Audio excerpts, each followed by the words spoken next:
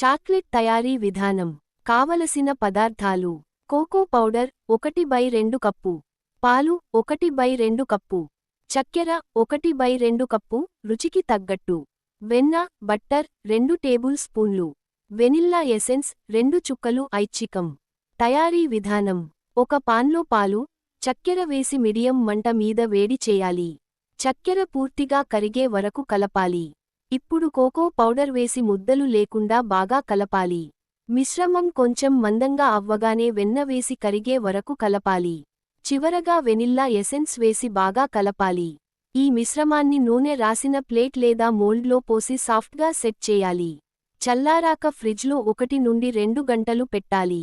గట్టిపడిన తర్వాత ముక్కలుగా కట్ చేసుకుని తినవచ్చు. రుచికరమైన ఆహారం తిన్న ముఖం.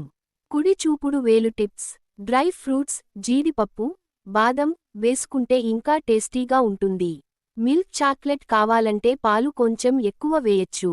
డార్క్ చాక్లెట్ కావాలంటే చక్కెర తక్కువగా వేయండి.